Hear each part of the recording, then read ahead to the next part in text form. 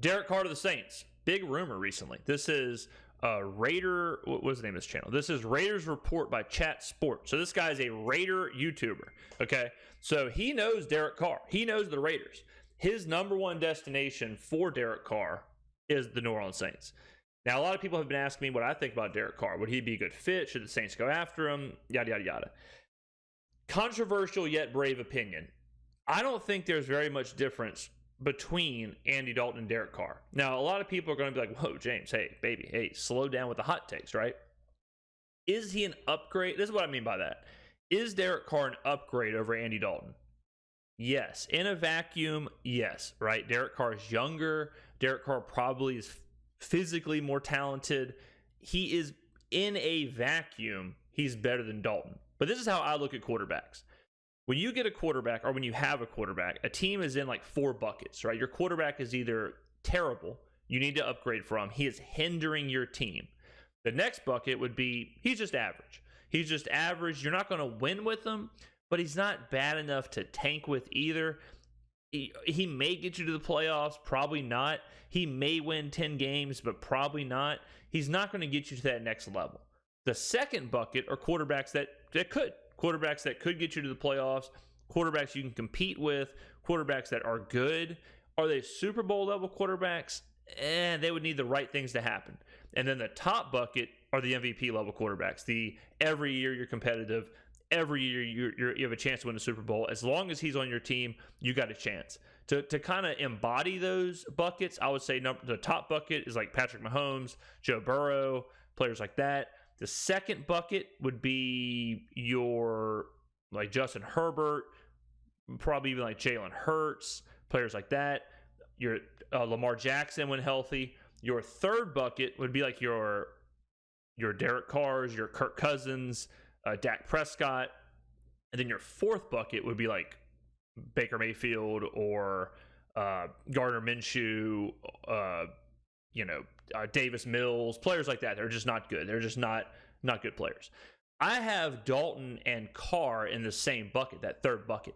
So that's what I mean by they're similar, is that they're a similar result. They're a similar result where bringing Carr in, he may have more yards. He may have more highlight throws. He may have better individual games. But the destination will probably be 8-9 wins, maybe a playoff appearance, but a loss in the first round. And that's about it, right? And if that's the case, then why would we give up a ton of compensation to get Derek Carr? If we could have them for the same exact price, yeah, sure, whatever. But if we have to trade Sean Payton, or if we have to absorb $40 million when we're already financially not in a great spot, I just don't think the time is right for that. If we were the best team in the NFL, but a quarterback away, like the San Francisco 49ers before this year, then okay, sure. Maybe that slight upgrade, maybe that slight tick up, maybe what it takes to get to that next level. But we're not there. Does anyone think we're a quarterback away, a slight upgrade from Andy Dalton away from being a true contender in the NFC? I don't. So I would pass on Derek Carr. I just don't think the timing is right. We're already trying to figure out the financials. Mickey Loomis is already trying to deal with the books. So making that even more complicated with absorbing Derek Carr's big ass salary, I just don't think it makes any sense. And it's like a inversion of the team that's desperate. The team that's desperate here are the Raiders. The Raiders already have told you, we don't want Derek Carr. They sat his ass for Jarrett Stidham. They have to offload him before, I think it's 3 days after the Super Bowl. I think it's like February 9th, something like that. They have to offload him before then, or they take like a $40 million hit. So they have no leverage. They already showed you their cards. They already showed you, we don't want this guy. We're cooked if we hold this guy for more than a month. So why would the Saints be desperate to go and help them? Why would the Saints be desperate and going to go get him? Why wouldn't you wait until the very end and then possibly say, look, we'll take him off your hands for like a third-round draft pick. We'll absorb that salary. We'll do all that stuff. If not, I'd let him walk. Let's look at the actual stats before we let this guy talk. So Derek Carr, also sneaky older. I was talking to somebody last night and I said, Derek Carr's been in the league for like 8 or 9 years. And he was like, whoa, hey, I still consider him kind of like a young quarterback. He's not. He's 31. So next year he'd be 32. Quick math there. Last year, he goes 6-9 in 15 games. He goes 6-9, 3,500 yards, 24 touchdowns, 14 interceptions. Rating was 86.3. Completion percentage was 60.8. Andy Dalton, 35. Okay, so Dalton is older, but not. This isn't like a 35-year-old versus a 25-year-old. In 14 games, Dalton goes 6-8.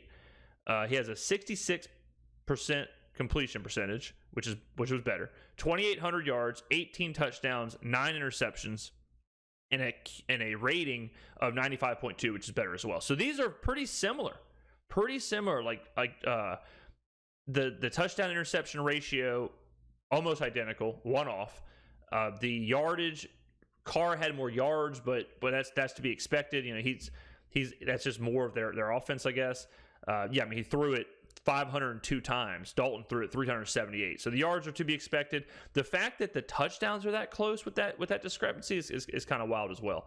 So when you're looking at this, it's really just it's just not that much of a difference for me to be on board with getting Derek Carr. Derek Carr would not move the needle. Now let's go ahead and listen to what this young man right here has to say. The New Orleans Saints. And the reason why it's the New Orleans Saints is multiple reasons. You play in a dome. You're going to be playing inside. That's where Derek plays his best football. On top.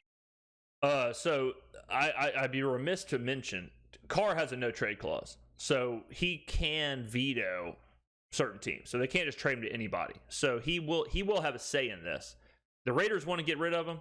He has a no trade clause, so he will certainly. Those things do matter. Normally, I wouldn't consider like us being in a dome or any of that stuff important in these situations, but the fact that Carr will be able to choose where he wants to go, you do have to factor in like a dome, the atmosphere, the division, all that stuff. So remember that. On top of that, in 2014 when Derek was drafted, Dennis Allen was the head coach of the, at time, Oakland Raiders. Dennis Allen and Derek Carr still have a very good relationship. The Saints have a good defense. Sure, their offensive line can improve and their skill position players can improve as well, but you're looking at a team right now that they're in this limbo of an area. Carr is better than Andy Dalton. You don't know how healthy Jameis Winston is, and let's face it, Carr's better. Winston's gone anyways. Like Winston's irrelevant. Winston's gone. He's off the team. The Saints don't. He will not be back. It's strictly a Dalton Carr thing, and I do agree with him. Like the Dennis Allen thing is intriguing, right? Because obviously Dennis Allen likes Carr. Granted, there's a big difference between drafting someone, looking at them coming out of college, thinking about their upside, thinking about their potential, weighing all of that, and then taking that same person when they're 9 years into their career. So that bullet point is a bit misleading because, yes, Dennis Allen may have said when Carr was coming out of college, he may have said, I like this guy's upside. I like what he can give me. I see this as his track. But now that the track is reality and the track has been seen, it's different now that Dennis Allen can look at his body of work and the pros. And you got to remember this too. Let's say Dennis Allen comes back. This decision is Dennis Allen's career. Because if Dennis Allen starts off, if the Saints get Derek Carr and they start 2-4, he's going to get fired. Dennis Allen, if he's brought back, he will have a half-season leash. If he's not showing tremendous improvement, they will fire him. He'll be gone. So if he goes and gets Derek Carr, he better be damn sure that Derek Carr can lead the team and be that good because his career will be on the line. So that's something to remember as well. Carr and Allen are friendly. They do talk. In interviews, Carr has said that they do speak still. So that relationship could certainly help this. But I just don't see Dennis Allen being in a position where he can go to Mickey Loomis and say, "Hey, Pops, you mind give me a blank check to go get Derek Carr," when the financials are as bad as they are for the Saints. Better than Jameis Winston. But on top of that, DC wants to win football games. Carolina stinks. Atlanta Falcons, not great. Tom Brady not on the Buccaneers. That's not going to be good for them. He's got a legitimate shot. So he's got a head coach that he connects with on a good defense in a weak division. That's why I believe Derek Carr plays for the New Orleans Saints next season. But I mean, I could see it. You know, like I personally don't think it's that big of an upgrade from a Saints point of view. But I can certainly see these points and see where the Saints would say, like, look, this is an upgraded quarterback. You know, we've got a relationship with this guy from Dennis Allen. Maybe he can give us the bump we need. I'm not there. To me, I'm not there. But the fact that I'm not there doesn't mean that they're not going to do it. I think if the Saints are taken out, if you take the Saints out of the equation, I think some other landing spots that kind of make sense are Indy. I can see Indy. This is kind of their MO. Go get a veteran quarterback. Give him a couple years. Same situation. He's in a dome. Good running game. All that stuff. Indy would make sense. Miami could make sense depending on what happens with Tua. If Tua's gone, then I can see Carr. Obviously they would.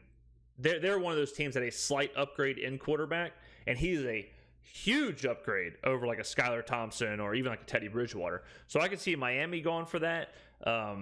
Those would be two, like maybe even like a Washington. Maybe even, it depends on what the Giants want to do with Daniel Jones, but I could see like the Giants, Tennessee. Tennessee, if they're done with Ryan Tannehill, Malik Willis isn't there yet. So Tennessee could be one of those teams where Derek Carr could help. Those are some spots that I would think of. The Saints are certainly in the mix. I think that's the dangerous part, is that as much as I've kind of poo-pooed this idea, it would not shock me if the Saints did this. I hope they don't, because I think it's more problems than solutions. But, I don't have a direct line to Mickey Loomis. So let me know in the comments below, what do you think about Derek Carr? Is he that much of an upgrade over Andy Dalton now that you've seen the stats, now that we kind of talked about this? Is he a bump to where the Saints would be the favorite to win the South? Would they be a contender in the NFC with Derek Carr? Or would it be kind of more the same, just with a different name and number under center? So let me know in the comments below what you think. Thank you for watching the video. I'll see you in the next one.